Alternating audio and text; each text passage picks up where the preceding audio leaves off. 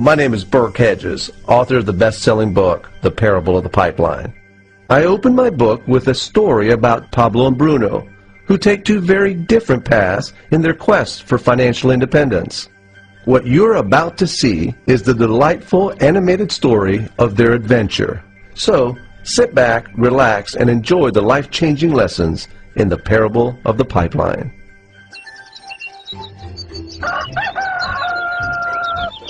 Far away, in a small village, near a beautiful valley, lived two friends, Pablo and Bruno. They were both young and dreamed of a better life for themselves.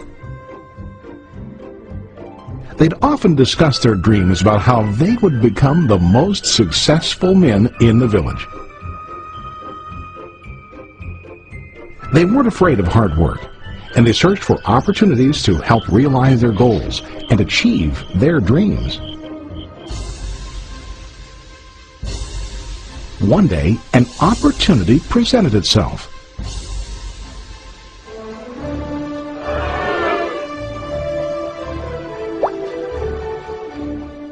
The mayor of the village decided to hire two people to bring water from a spring up on the mountain, across the valley, back down to the village. They were to be paid based on the amount of water delivered to the village. Bruno and Pablo enthusiastically got to work. Every day, from morning till evening, they carried buckets to and from the spring. They worked hard, carrying water to the village. In the evening, they'd return home with their day's wages.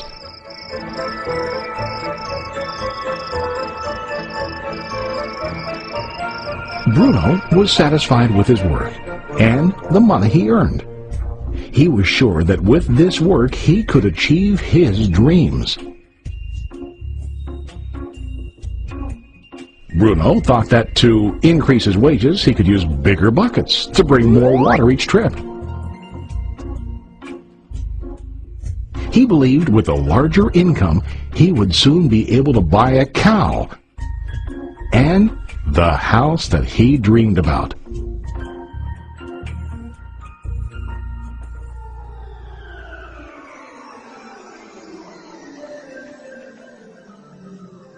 Now Pablo was not satisfied. At the end of the day, his back and hands ached, and he was exhausted. He was looking for an easier way to earn more. One day an idea occurred to Pablo. He imagined building a pipeline to deliver the water from the mountain spring to the village. With this pipeline, he could get more water to the village without carrying buckets back and forth from the spring to the village. Soon, he got very excited about his idea and began to plan. Pablo, of course, shared his idea with his friend Bruno and asked him to join with him to work on and help build the pipeline. Bruno thought the idea was crazy. All Bruno could think about was what his money could buy today and how to get it quicker. He felt that building a pipeline would slow him down and delay him in achieving his goals.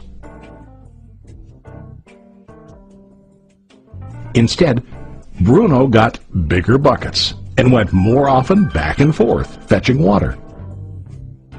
He was sure that with this method, he could make more money. Pablo decided to build the pipeline on his own. He understood that it would not be easy to build, and it would take time to complete the pipeline. Pablo knew that it could take several years to finish, but he set his mind on his goal. Every day he worked and carried water like before. But on weekends and during his spare time, he worked hard to dig in the rocky soil and build his pipeline. In the first month, there was little to show for his work.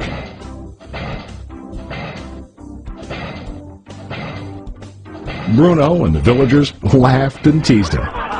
They called him Pablo the Pipeline Man. During this time, Bruno's income doubled. He already bought a cow and a bigger house. His lifestyle changed.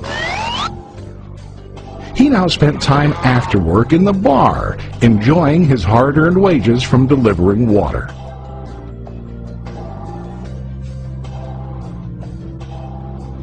What Bruno didn't realize was that his body was starting to stoop from carrying heavy buckets every day.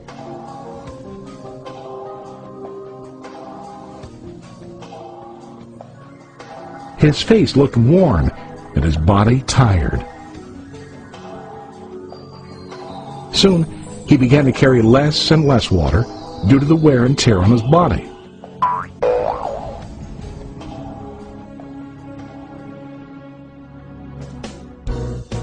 Month after month, Pablo worked. Soon a year passed, and then a second year. Finally, Pablo finished his pipeline.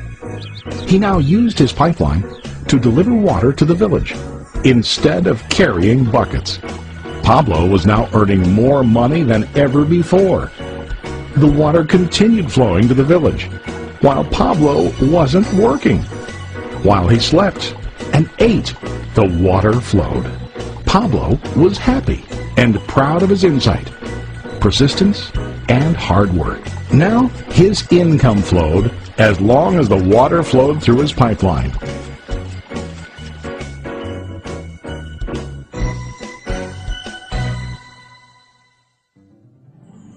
The story of Bruno and Pablo is a reflection of life. Their jobs symbolize what most people do to earn money. Bruno gets his money using buckets. He goes back and forth, carrying his buckets from the spring to the village in exchange for money. To increase his income, he either has to go more frequently to the spring or to use larger buckets. It's common in real life to increase our income by working harder. For example, working overtime or getting a second job. We also increase the size of our buckets by accepting a higher paying position, which often includes spending more time on the job. Most of us exchange time for money like Bruno. We know that every person has only 24 hours in the day and that it's not possible to use all our time to work. The most difficult time comes when we can no longer exchange time for money due to age, health, or other reasons. Then, our income stops. Now let's review what Pablo did. Very wisely, Pablo did not exchange all of his time for limited income, but he used some of his time to build a pipeline. He knew that the pipeline would bring ongoing income as long as the water flowed. An ongoing income that multiplied the time he worked each day. Pablo knew that someday, maybe because of age or health, he would no longer be able to exchange his available time for money. Pablo knew that if he could make his idea of a pipeline work, then he only has to do the hard work of building the pipeline. After the pipeline was completed, Pablo was able to monitor and maintain the flow of water to ensure that his income will continue.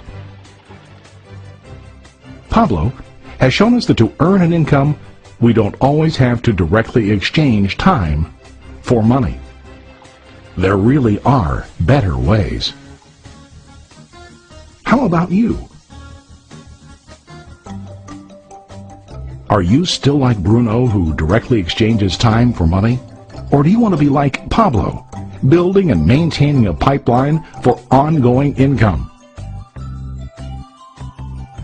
If you are interested in the idea of building your own pipeline, contact the person who lent you this presentation. You can start building your pipeline today.